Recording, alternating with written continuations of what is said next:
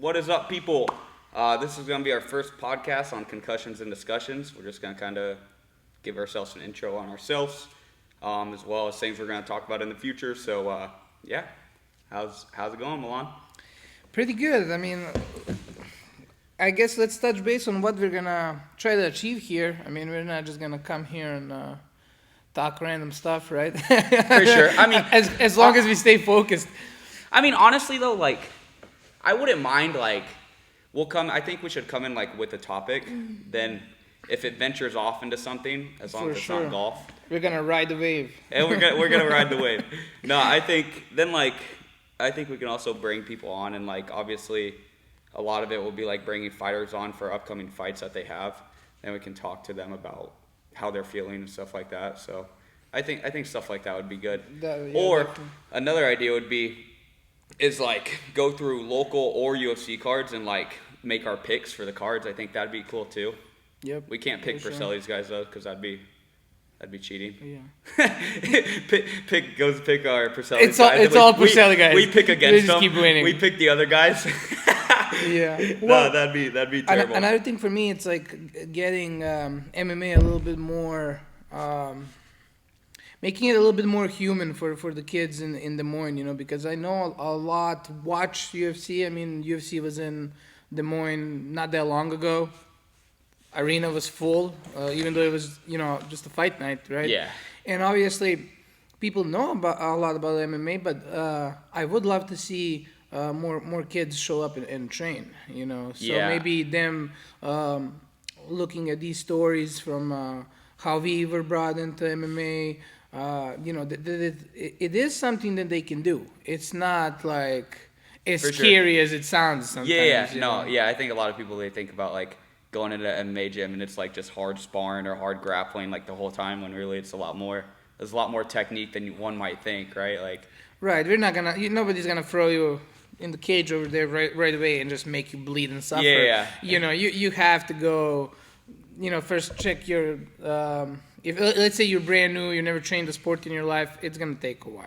For sure, yeah, 100%. It's gonna take a while. And I think it depends on the gym too. Like, there's definitely, I think we got a good job here at Purcell's, just because we got the beginner classes and we got the advanced classes as well.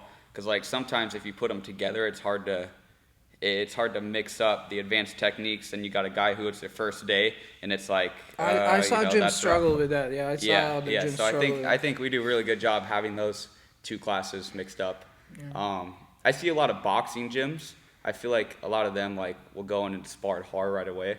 I feel like that's not good. Honestly, I don't even think people should spar until like after a good 6 months of training, at least, right? Depending on where they are at. And like if you know, like I don't like hard sparring either. Like, I mean, a hard spar once or twice before a fight, but besides that, it should be more playful, I think, working on your technique and stuff like that. So I've coached a lot of youth wrestling, you know, and I'll tell you what, as long as you make it fun, as long as you make it a game, kids learn a lot fast. If you get too, you know, and I saw that in Iowa, you know, in youth wrestling in Iowa is wild. I don't know. Have you been? Parents get into it. Yeah, I've been around. I saw this guy like he's like shaking the kid. You didn't do a double leg. I've seen parents walk out of there with a fucking mad, arena and I'm like, it. No one is scouting your kid right now for college. Yeah. You know, like let them have fun, let them learn through having fun. You know, yeah, I mean, because, you've been around, you've been coaching wrestling for a long time. Yeah. I've helped with a lot of the wrestling camps, the summer camps here, so I'd go out and I'd help coach a lot of kids too. But yeah, then you see the parents, and I think a lot of parents nowadays are starting to catch on that they realize that burnout, like if they go too hard, they'll burn their kids out.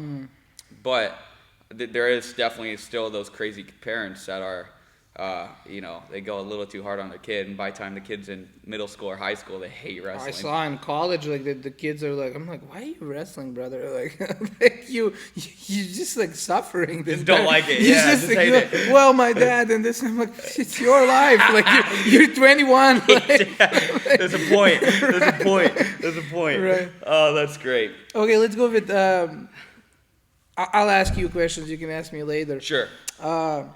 Who are you, and why did you start the sport? I was going to say, I think we should get into a little bit about ourselves, too. Well, for those who don't know, I'm Michael Boylan. I'm 4-0 as a professional MMA fighter. not to brag, but I got 4 first-round finishes, so no, I had to throw that out there. That's it. Honestly, what got me into the sport is I used to watch WWE as a kid, and I always wanted to be a WWE wrestler until I don't know when it was, but I found out it was fake, and at first I didn't want to believe it, but then you kind of come to your senses like, oh shit, it's fake, right? That was the worst day of my life, bro. But anyway, so I found out that was fake, and I was like, well, I don't want to be a freaking actor, so then I started looking at MMA. Then I had a buddy, Joey Roberts, shout out Joey, who did MMA. He actually trained here at Priscilla's way back when, so I started out getting into it through him. Just asked, hey, where you training at? Stepped in here, probably. How old were you? 13, like 11 years ago. So this was like your first combat sport? Yeah, I pretty much started MMA and wrestling at the same time. Like, I didn't wrestle. Like, a lot of people who get into fighting, they wrestled before, they boxed before. I didn't. I pretty much started wrestling and fighting at the same time, or training, I guess you could say. But, yeah, so that's what got me into it. Pretty much loved it ever since. I mean, why do you love it? Why do you think you love it? I don't know. I used to have bad anger issues as a kid, so I think it helped me like have an outlet, not to sound like cringy or anything, but like I think it helped me become a more mature and calm person outside of training and whatnot. So not only that, it's also nice to know that you can defend yourself whenever you're out anywhere. Right. Sometimes I'll go out to like Walmart with my buddies and I'll fuck around and be like, I bet I could beat everyone's ass in here for You're sure. like sizing up guys. I'll find the biggest guy and just size him up. I got him. Yeah. It is a good way to beat someone up legally. Like, please attack me. Yeah, please attack me. but yeah, exactly. But honestly, like, I don't get in fights outside of this. You know me. Like, I'm a very nice guy. I don't ever like get in situations. Like, even if someone like throughout high school, especially, I'd have people come up and be like, more so playing, but they're like, I bet I could beat your ass. I'm like, yeah, you probably could. Like, stupid. Like, yeah, sure, you definitely can beat my ass. You got me, bro. You just want them to try. And then they just look at me like, yeah, right. But yeah, so that's kind of my background behind it. So how about you? Obviously, you've been around Greco and wrestling your whole life. Yeah, Serbia, so go ahead. So I'm here in the United States for like 6 years now. I just grew up, I was placed in Greco. Like, my uncle was one of Serbia's greatest of all time in Greco-Roman wrestling. I don't know if I knew that. Yeah, and then, you're placed in a gym and you don't know why you're there, right? And they tried putting me in a few times. I think it really, I would train for a few months and stop and so on, but it really kicked in, I think, in high school when I really went full blast at it. And I don't know, like, in Serbia, well, in the rest of the world in general, you don't have folk style.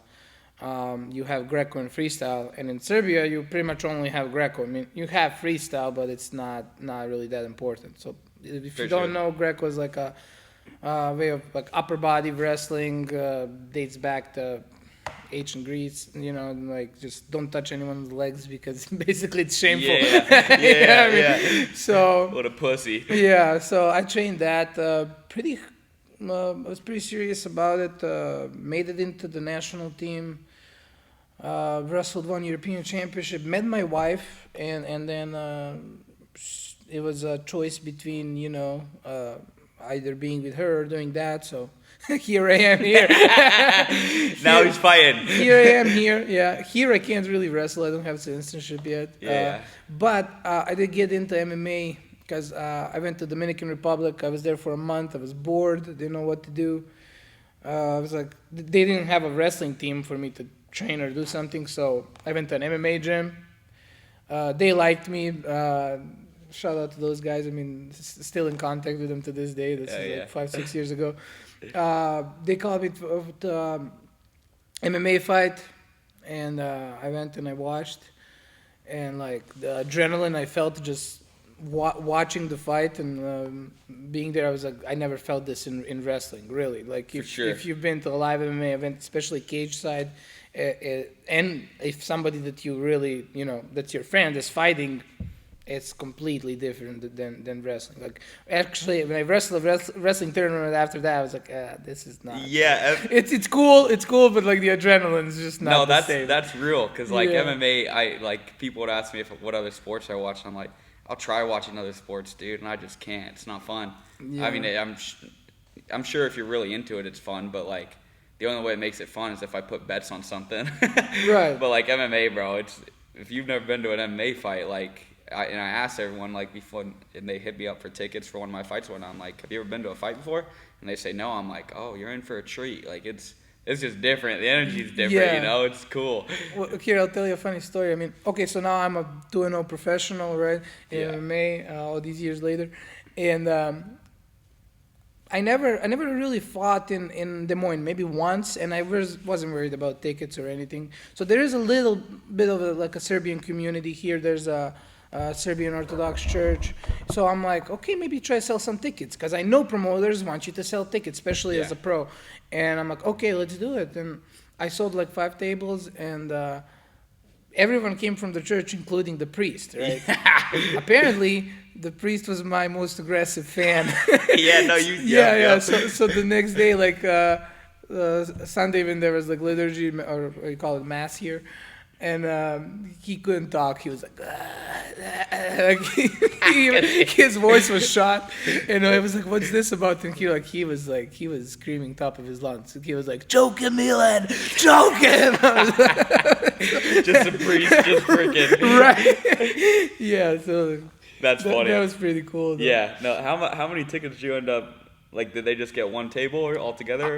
No, I sold 5 tables. Oh shit! Oh yeah, 5 tables. I sell. No, they all wanted the table. Nobody wanted tickets. Yeah. And they thought I was gonna fight pretty early on. So by the time I was co-main event, so by the time that came, they were pretty, they juiced had up a little bit. They had some liquid encouragement in them. Yeah, so that's cool. No, that's funny. I remember you told me that. And this is actually why we decided to start this podcast, because there was one specific time we went to the road trip out to corner that guy, right? And we're just talking, and we're just talking the whole, what was it, hour and a half or something? Hour and a half. I mean, we can just talk, so we're pretty much just like, we might as well start a podcast. Right. Next thing you know, we're here starting a podcast, so I'm actually excited. Like this will be fun to do. Right. This isn't like a podcast of like, oh, we're like these like insane fighters and we're gonna like talk about ourselves forever. This is more like pretty much what we talk about daily. In general, and there's interesting subjects,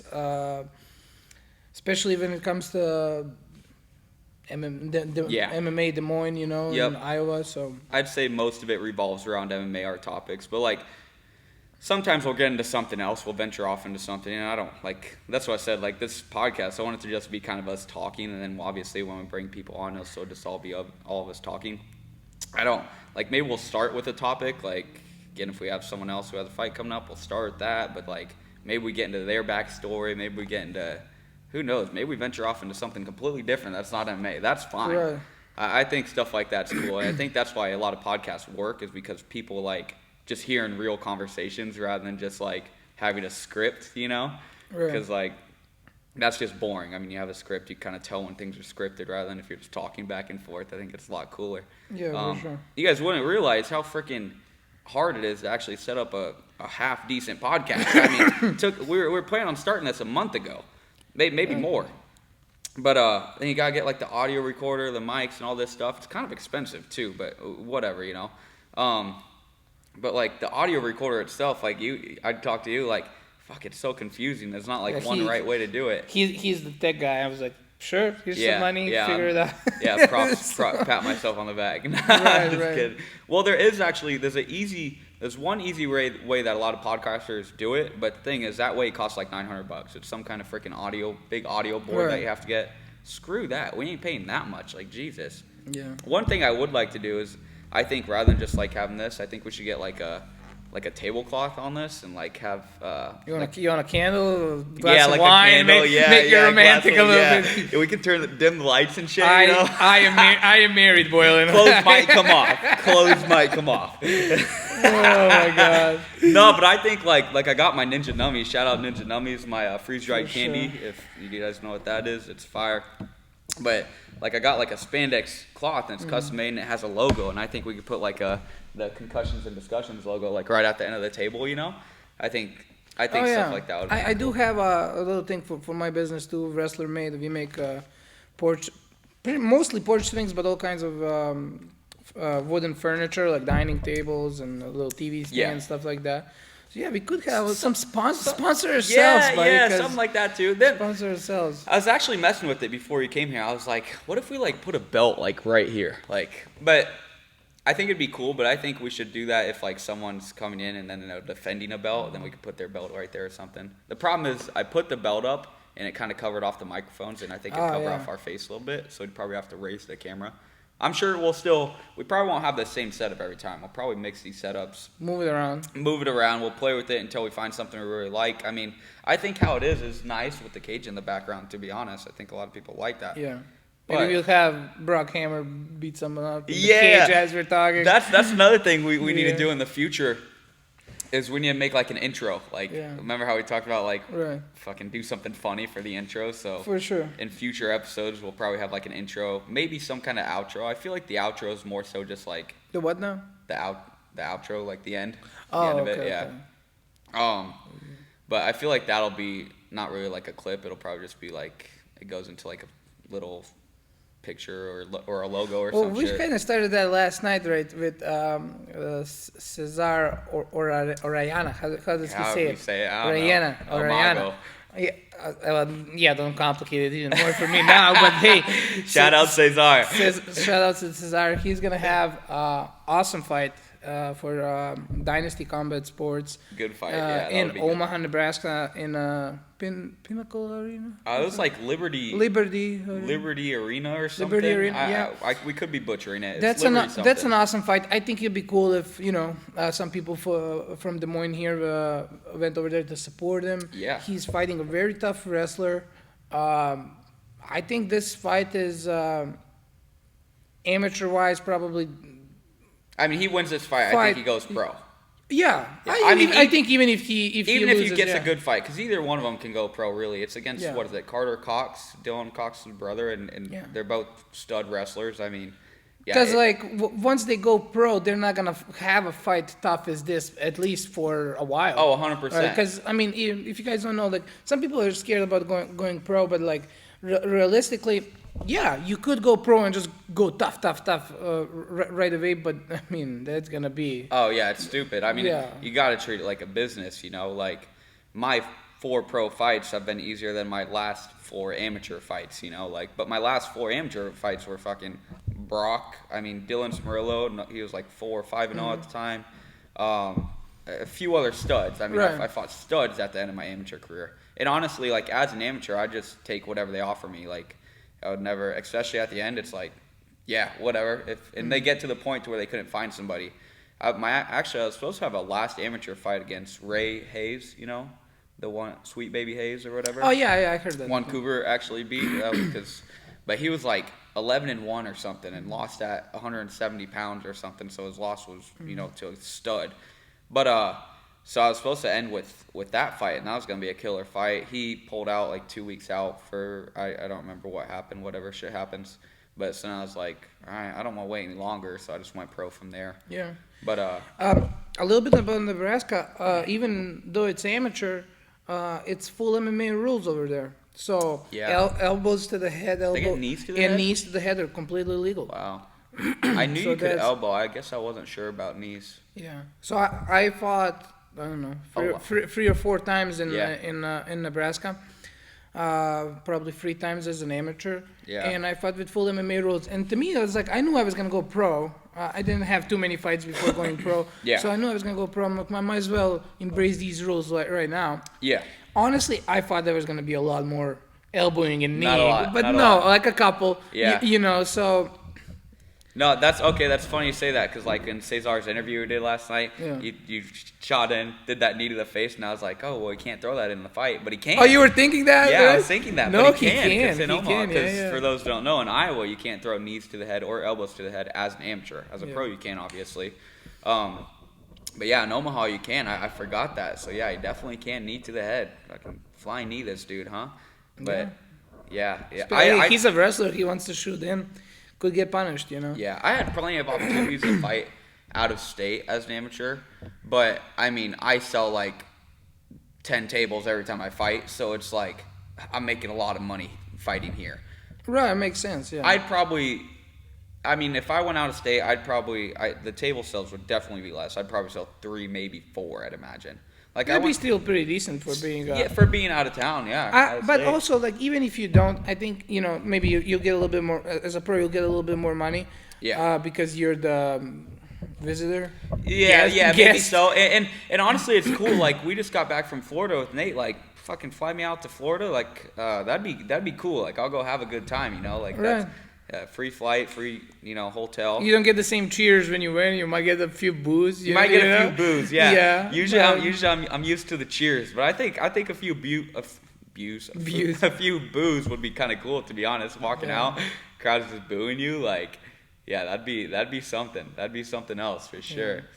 Another fight we have, same card, right? Brock. Brock. It's gonna be. Now, okay. We said Cesar is probably the best amateur fight there that's gonna happen. It's for a 125 title. Brock's probably the best pro fight that's gonna happen. But Brock is definitely the best pro fight happening. He's fighting a UFC vet. Yeah, Derek Minner. Is it Minner or Minor? Well, you're American. You should know that. It looks like it's Minner, so I think it's Minner, but I feel like I've heard someone say Minor. We'll go with Minner. Whatever it is, hopefully Brock makes him look like a minor. Yeah. No, I don't. We see him in person. He's not that big of a guy, really. Shout out to him too. I know him a little bit from before from training at Kansas City. Yeah. I know he's a good guy. Fought in UFC. Seems like a family man. Yeah, a lot of these veteran guys that fought in the UFC, they don't do so good, so they end up being out of the UFC. For sure. That's not his reason. The story about that. We all the know. Whole backstory around it. I don't want to put any sauce, like I'm talking shit about this, but there was that. Whole scandal. He was injured, and his coach in some podcast said to bet against him because he's injured, and that ended up being treated like a big deal like a gambling whatever thing. Yep. And he got kicked out, and I'm glad he's fighting again though. Him and his brother, two very tough guys. He has a brother. He has a brother. He's really? bigger. Oh, he fights too, huh? Pretty deadly, yeah. He's a more. good. Is he? He's pro, I'd imagine. Yeah. He's he's taller. He's tough. Where do you know? Does he fight? Has he fought in the UFC or anything? Or No, not yet. I think he's younger, if I'm not mistaken.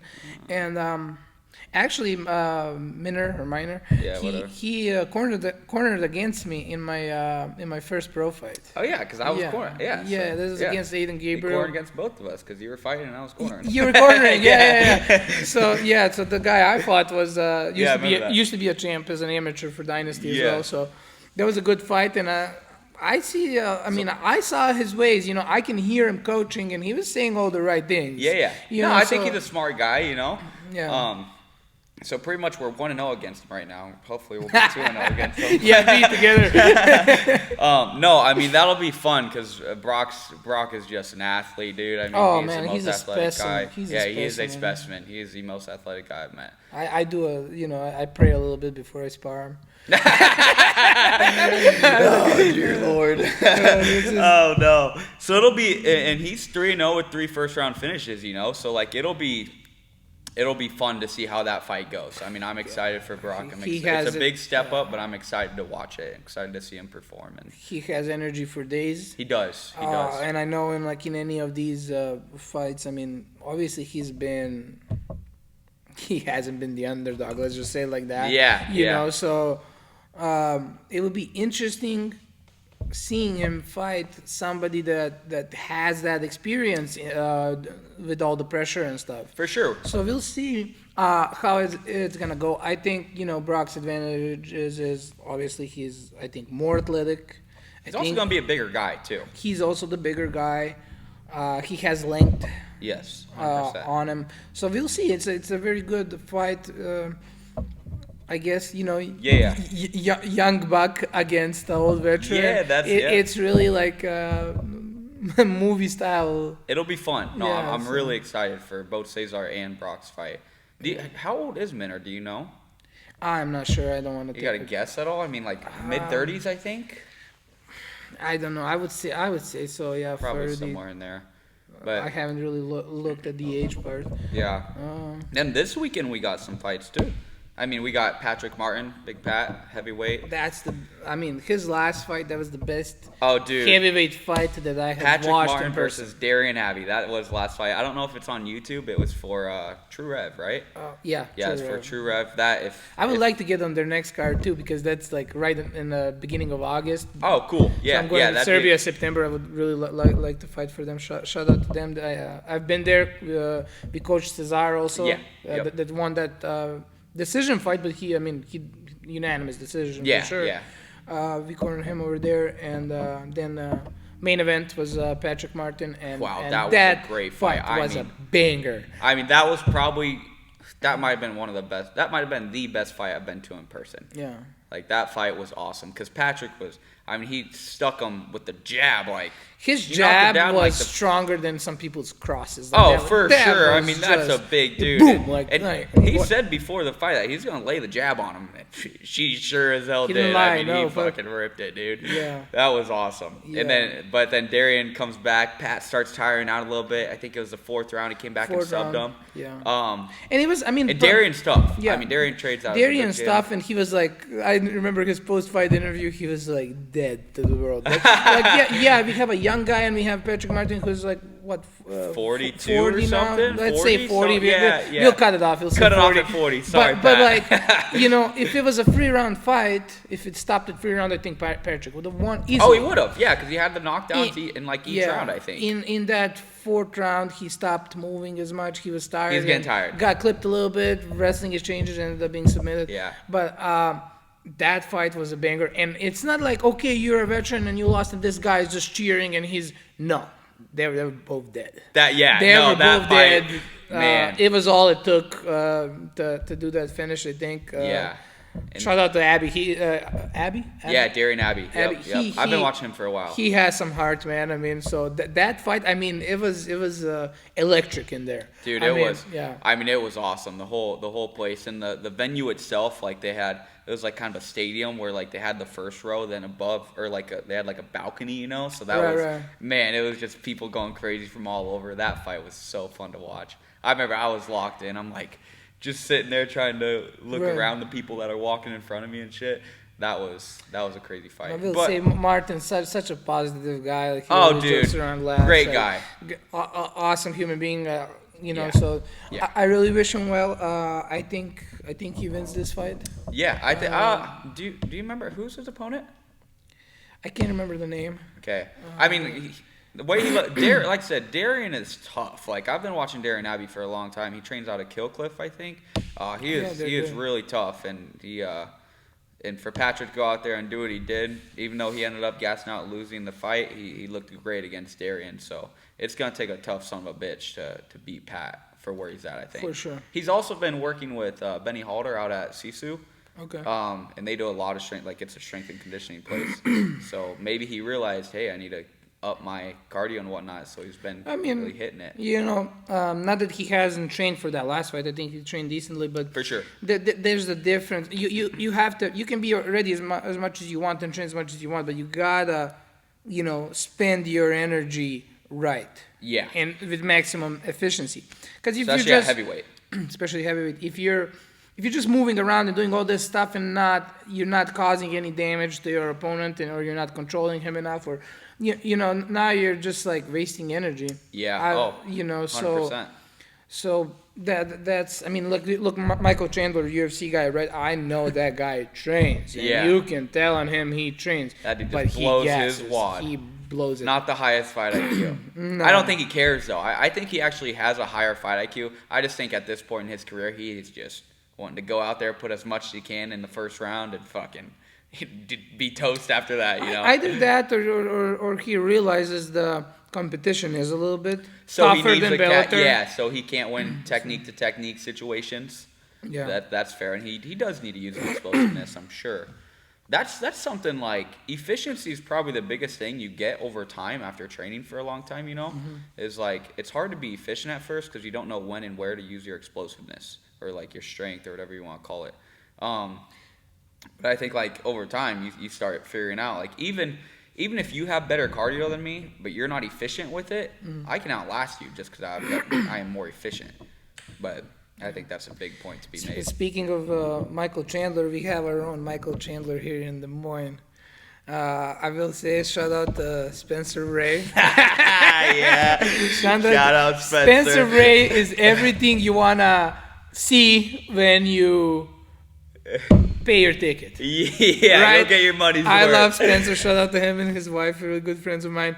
Spencer is like I love the dude, and he's a good guy too. He's a great guy. He leaves his heart out there. Yeah, he goes for the kill. Oh, he's awesome to watch. He just had a fight last weekend. Yeah, I was really impressed. Him and Brock Hopwood both really impressed me because they both had pretty tough fights, and I mean Spencer went out there and did his thing. I mean, he put it on like Michael Chandler. That yeah, I just texted him after. I was like, "You crazy man! You crazy motherfucker!" Yeah, he got clipped a little bit. He got back up, sure. clipped the guy, finished him. First round finish for his first pro fight. Yeah. I'm also pro now. very happy for him that he went pro. I mean, he has a lot of AMI fights. What? Yeah, I guess I don't know what his record is. I don't know. He has to have close to 20. It's a lot. So I'm really happy that he's. And I want to see him in this gym more. Me too. He lives pretty close to. Yeah. We're kind of building it up here, yeah. For sure. But when I say Michael Chandler type style, I don't mean anything like rude, of course. No, it's exciting. It's exciting. He goes in there to fight. I mean, he goes in there. He just like doesn't even care about getting hit. He just wants to. Got a lot of heart too. That was a good fight. There was another good fight before this one for Caged Aggression. He whooped the guy, and it was a tough fight, and he was just the bigger dog. Yeah. And I think that is one of his best things is that. Oh, for sure, his heart, his mentality to keep going. He is a dog. He's a dog. He will go out there and fight, and that's the thing too. Like with Spencer, speaking on, because like he'll go out there and he'll throw hard. Now that it's pro and it's 5-minute rounds, it may be good to be a little more efficient in certain standards, Yeah. But if he feels confident that he still has the cardio, or maybe not even the cardio, but just the heart to last all 3 rounds and go hard, go all out, then. Yeah, I mean, he was out a little bit for this one. Like I know he didn't train, and then he came back and took it seriously for the time that he did train, and it paid off. He has a bunch of kids. Yeah. Oh yeah. He has a bunch of kids. He told me he wants 10 of them or something. Yeah, he wants 10 of them. So I'm like, I have 3 kids, 2 are my own, 1 stepdaughter, and I'm like, man, like this is rough. I can't imagine 10.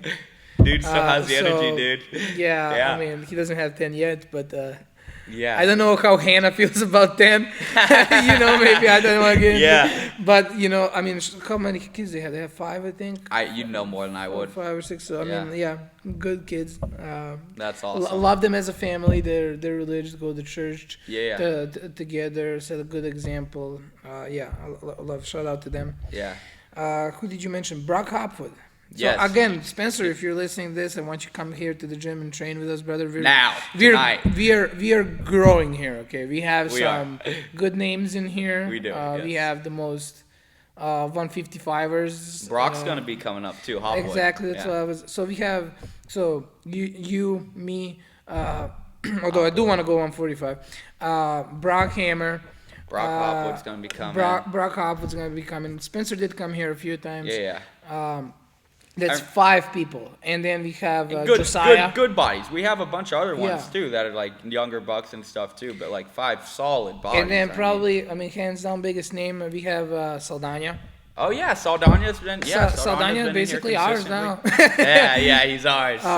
Former UFC vet, and then he's waiting for another opportunity at the UFC. He has a bare knuckle fight coming up. It's dirty boxing. Dirty boxing. So he gets elbows and knees and bare knuckle. He can finish on the ground, right? And he can finish on the ground. Like if he gets a knockdown, he can. So jump on that's finish. a great guy. He just had a baby, so congratulations. Yeah, congrats, Luis. Just that's awesome. he had a baby, I just seen that post. That's freaking awesome. Yeah. So we have some names. I would like for Alex Coover to come here. That'd be cool. I think if we all stick together, we'll definitely grow. Even if like it's just like our Saturday mornings we come in or they come in to get some cross train, like you don't even have to switch gyms completely. Yeah, we're not a cult here. I mean, but we are welcoming. So exactly. Like we're not like let's see who the baddest in Iowa is. Like no, that's stupid. I think if you do a small shit like that, you're gonna stay small. And you will. Yeah. We need. I don't care if it's I want somebody here to make it to the UFC, and not just make it to the UFC, but put a statement in the UFC. Last UFC guy, other than Saldana that we had. Stevens, I mean Jeremy Stevens, and then Ricky Glenn, although he's from still Iowa. Yeah, and he did train in Absolute with me too. Shout out to Ricky. Yeah, Ricky's a great cool. human being. He started his own gym, Zura. Yeah, Zura. I think that's how you call it. Shout out to them as well. We'll just keep getting shout outs. Fuck it. Yeah, why not? I mean, it's all that's the whole point. I mean, the more we give, the more people are gonna share it. Yeah. The more the more views we'll get. I mean, you and Brock had a fight which was mostly a wrestling match. For sure, a lot of grappling. A lot of grappling. Shocker, right? Yeah, but and you are able to train together, and that's really good. But if that ended out in a knockout or something like that, it would have probably been weird. Maybe it would have been weirder, 100%. Yeah, or even like a finish. I mean, a sub probably would have been okay, but yeah, like a knockout. So I tried to avoid local fights and just like make gyms here stronger.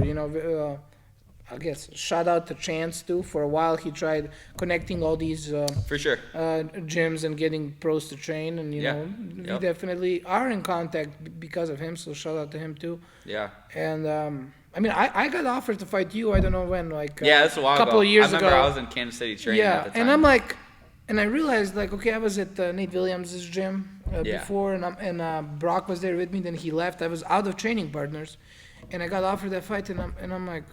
Well, Porcelli MMA is like 5 minutes away from my house. Yeah. And then Boiling Chin's there, and I'm like, well, I would rather have him as a training partner for the next 10 years than fight him once. Yeah. So he was scared of me knocking him out. What are you saying? Flips the table. We're done. Fuck this podcast. Fuck everything. No, I didn't. I wasn't knocking anybody out as an amateur, dude. I fucking just grapple. So now as a pro, it's a little better. But I had so many the decisions. I'm like, look, do you like? I don't like fighting on decision. I want to finish, but like. I came, spent most of my life in Greco, came here. It takes time. Okay, yeah, you learn your little techniques. You learn stuff in practice. You learn stuff in sparring.